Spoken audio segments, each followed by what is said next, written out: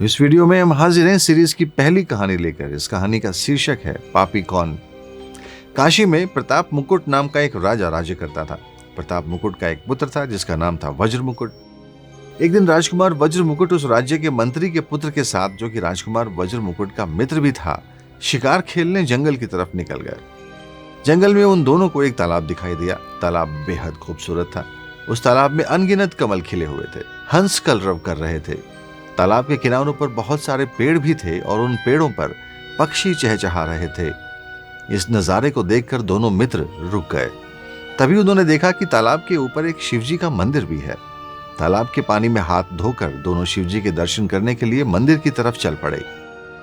शिवजी के दर्शन करने के बाद जब दोनों मंदिर से बाहर आए तो उन्होंने देखा कि तालाब के किनारे एक राजकुमारी अपनी सहेलियों के साथ नहाने के लिए आई है। राजकुमार का मित्र वहीं एक पेड़ के नीचे बैठ गया, लेकिन राजकुमार से रुका नहीं गया।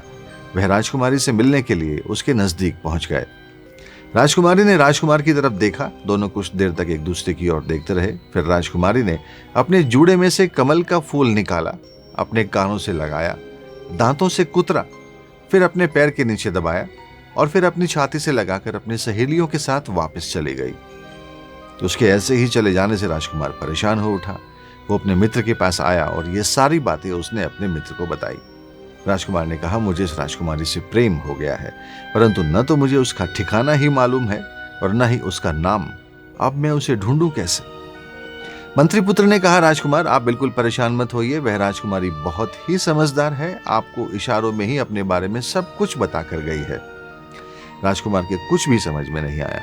मंत्री पुत्र ने आगे कहा, राजकुमारी ने कमल का फूल अपने सर से उतारकर कानों से लगाया तो इसका अर्थ है कि वह कर्नाटक देश की रहने वाली है। फिर उन्होंने उस फूल को अपने दांतों से कुतरा। ऐसा करके वह कहना चाहती थी कि वे राजा दंतमाट की पुत्री हैं। उस फूल को पांव से दबाने का मतलब है कि उनका नाम पद्मावती है। और अंत में छाती से लगाकर वे ये कहना चाह रही थी कि आप उनके दिल में बस गए हैं, अर्थात वह भी आपसे प्रेम करती है। यह सुनकर तो राजकुमार की खुशी का ठिकाना नहीं रहा। राजकुमार तुरंत बोला, हम तुरंत कर्नाटक देश की तरफ प्रस्थान कर रहे हैं। दोनों मित्र कर्नाटक देश पहुंच गए। दोनों सीधे राजा के महल के पास पहुंचे तो वहां उन्होंने देखा कि एक बूढ़ी औरत अपने घर के दरवाजे पर चरखा काट रही है। दोनों ने उसके पास जाकर कहा, हम व्यापारी हैं, क्या आप हमें रहने के लिए थोड़ी सी जगह दे सकती हैं? उन दोनों की भोली भाली शक्ल देखकर और विनम्रता से भरी बातें सुनकर बूढ़ी औरत के मन में ममता उमड़ आई। वह बोली, बेटा इसे अपना ही घर समझो, तुम जब तक चाहो यहाँ रह सकते हो। राजकुमार और उसका दोस्त दोनों उस बूढ़ी औरत के घर पर रुक गए। राजकुमार के दोस्त ने बुढ़िया से पूछा, माताजी आप करती क्या हैं? आपके घर में कौन कौन है और आपका खर्चा कैसे चल रहा है? बूढ़ी औरत ने जवाब दिया, मेरा एक बेटा है जो राजा के यहाँ नौकरी करता है। मैं राजा की बेटी पद्मावती की आया थी। बूढ़ी हो जाने के कारण अब घर में ही रहती हूँ। राजा के यहाँ से खाने पीने का सामान आ जाता है और दिन में एक बार राजकुमारी से मिलने राजमहल भी चले जाती हूँ। इतना सुनकर राजकुमार ने बुढ़िया को कुछ पैसे दिए और उससे कहा, माताजी कल जब आप वहां जाएं तो राजकुमारी से कहिएगा कि तालाब के पास आपको जो राजकुमार मिला था वह आपसे मिलने के लिए यहाँ आ पहुंचा है। अगले दिन जब बूढ़ी औरत राजमहल में गई तो जैसा राजकुमार ने कहा था वैसा ही उसने किया। उसने राजकुमारी से कह दिया, लेकिन राजकुमारी ने गुस्सा होकर अपने दोनों हाथों को सफेद चंदन से भिगोकर बूढ़ी औरत के दोनों गालों पर थप्पड़ लगाए और उसे अपने महल से निकल जाने के लिए कह दिया। राजकुमार को जब यह सब बुढ़िया ने बताया वापस आकर, तो राजकुमार आश्चर्यचकित रह गया। उसने अपने मित्र से पूछा, अब इसका क्या मतलब है? राजकुमार के दोस्त ने कहा, ध्यान से देखो मित्र, यह सफेद चंदन है, अर्थात राजकुमारी कहना चाह रही हैं कि अभी 10 दिन चांदनी के हैं। मैं चांदनी के 10 दिन बीतने के बाद अंधेरी रात में आपसे मिलूंगी। 10 दिन बाद राजकुमार ने बूढ़ी औरत के हाथों राजकुमारी को फिर मिलने का संदेशा भिजवाया। तो इस बार राजकुमारी ने अपनी 3 उंगलियां केसर के रंग में डुबोकर बूढ़ी औरत के मुंह पर लगाई और उसे वहां से चले जाने को कह दिया। बुढ़िया ने सारी बात आकर राजकुमार को बताई। राजकुमार ने फिर अपने मित्र की ओर देखा। राजकुमार के मित्र ने कहा, मतलब बिल्कुल साफ है। राजकुमारी कह रही हैं कि मुझे मासिक धर्म हो रहा है, 3 दिन और रुको। 3 दिन बाद राजकुमार ने बुढ़िया को फिर राजकुमारी के पास भेजा। इस बार राजकुमारी ने बुढ़िया को डांटकर पश्चिम दिशा की तरफ बनी हुई खिड़की से बाहर निकाल दिया। बुढ़िया ने आकर राजकुमार को बताया। इतना सुनकर राजकुमार के मित्र ने कहा, मित्र वज्र मुकुट, राजकुमारी ने आज रात तुम्हें उसी खिड़की के रास्ते महल में बुलाया है। राजकुमार की खुशी का ठिकाना नहीं रहा। राजकुमार ने बुढ़िया की पोशाक पहनी, इत्र लगाया, अपने हथियार अपने साथ लिए। रात के 2 पहर बीत जाने पर वह महल में जा पहुंचा और पश्चिम दिशा में स्थित उसी खिड़की से अंदर दाखिल हो गया। राजकुमारी पहले से ही वहां मौजूद थी। वह राजकुमार को अपने साथ महल के अंदर ले गई। राजकुमार ने पूरी रात राजकुमारी के साथ बिताई। जैसे ही दिन निकलता, राजकुमारी राजकुमार को कहीं छुपा देती और रात होने पर फिर से बाहर निकाल लेती। इस तरह कई दिन बीत जाने पर एक दिन अचानक राजकुमार को अपने मित्र की याद आई। राजकुमार ने राजकुमारी से कहा, मेरा एक मित्र भी है, मेरे साथ आया है, बड़ा ही चतुर और समझदार है। उसकी समझदारी से ही हम मिल पाए हैं। आज मुझे उसकी बहुत याद आ रही है। राजकुमारी ने कहा, मैं आपके दोस्त के लिए बढ़िया बढ़िया खाना बनाती हूँ, आप उसे खिलाकर सांत्वना देकर लौट आइए। राजकुमारी के दिए हुए पकवान लेकर राजकुमार बुढ़िया के घर अपने मित्र के पास पहुंचा। राजकुमार ने अपने दोस्त को सारी बातें बताई। राजकुमारी के भिजवाए हुए पकवान उसने उसके सामने रख दिए।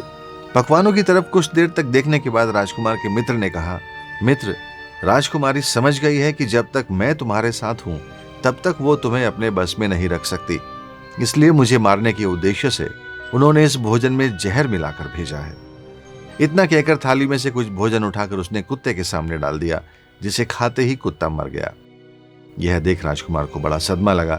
राजकुमार के मुंह से निकला, हे भगवान, ऐसी औरत से तो दूर ही रहना अच्छा है, मैं वापस उसके पास नहीं जाऊंगा। राजकुमार के मित्र ने कहा, नहीं, अब हमें कुछ ऐसा करना चाहिए जिससे हम राजकुमारी को यहां से अपने राज्य में ले चलें। तुम राजकुमारी के पास वापस जाओ और आज रात जब राजकुमारी सो जाए तो उसकी बाईं जांघ पर त्रिशूल का निशान बनाकर और उसके सारे गहने अपने साथ लेकर चुपचाप महल से निकल जाओ। राजकुमार ने ठीक वैसा ही किया। राजकुमार के वापस आने पर उसका दोस्त उसे साथ लेकर एक योगी का भेष बनाकर शमशान घाट में जा बैठा और उसके बाद राजकुमार से बोला कि ये राजकुमारी के गहने अब बाजार में ले जाकर बेच दो। अगर पकड़े जाओ तो कह देना कि मुझे यह गहने मेरे गुरु ने दिए हैं जो शमशान में बैठे हैं। राजकुमार गहने लेकर राजमहल के पास ही एक सुनार को बेचने चला गया। गहने देखते ही सुनार ने पहचान लिया कि ये तो राजकुमारी के आभूषण हैं। सुनार उसे पकड़कर कोतवाल के पास ले गया। कोतवाल ने जब शक्ति से पूछा तो राजकुमार ने बता दिया कि ये तो मुझे मेरे गुरु ने दिए हैं और वो शमशान में बैठे हैं। कोतवाल ने गुरु को भी पकड़ लिया। दोनों को लेकर राजा के सामने पहुंचा। राजा ने योगी बने राजकुमार के मित्र से पूछा, योगी महाराज, ये गहने आपके पास कहां से आए?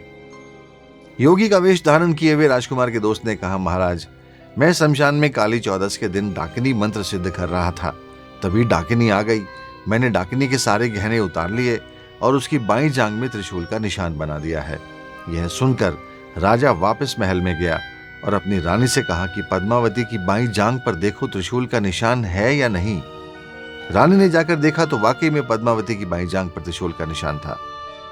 राजा को यह जानकर बड़ा सदमा पहुंचा। वह योगी को एक तरफ ले जाकर बोला, महाराज, धर्मशास्त्र में कुलटा स्त्रियों के लिए किस दंड का प्रावधान है? योगी ने जवाब दिया, राजन, ब्राह्मण, गाय, स्त्री, पुत्र और अपने आश्रय में रहने वाला यदि कोई गलत काम करे तो उसे देश से बाहर निकाल देना चाहिए। राजा को योगी की बात सही लगी। उन्होंने अपने सैनिकों को बुलाकर आज्ञा दी कि पद्मावती को डोली में बैठाकर जंगल में छोड़ाओ। राजकुमार और उसका दोस्त मंत्री का पुत्र तो इसी इंतजार में थे। जैसे ही राजा के सैनिक राजकुमारी को जंगल में छोड़कर गए, वो दोनों राजकुमारी को अपने साथ लेकर अपने नगर में लौट आए और मजे से रहने लगे। अब बेताल ने विक्रम से पूछा, बताओ राजन, पाप किसको लगा है? राजकुमार को, राजकुमार के दोस्त को, कोतवाल को या राजकुमारी के पिता को? विक्रम ने जवाब दिया, पाप तो राजकुमारी के पिता को ही लगा है बेताल। राजकुमार के दोस्त और मंत्री के पुत्र ने अपने स्वामी का काम किया। कोतवाल ने राजा का कहना माना। राजकुमार ने अपना मनोरथ सिद्ध किया। पाप कर्नाटक राज्य के राजा ने किया है, जो उसने बिना सोचे विचारे अपनी पुत्री को अपने राज्य से बाहर निकाल दिया। विक्रम के इतना कहते ही बेताल फिर से वापस उसी पेड़ पर जा लटका जहां से विक्रम उसे उतार कर लाया था। विक्रम फिर वापस गया और बेताल को पेड़ से उतारकर अपनी कमर पर लाद कर चल दिया। कुछ देर बाद बेताल बोला, सुनो विक्रम, तुम्हें एक और कहानी सुनाता हूं।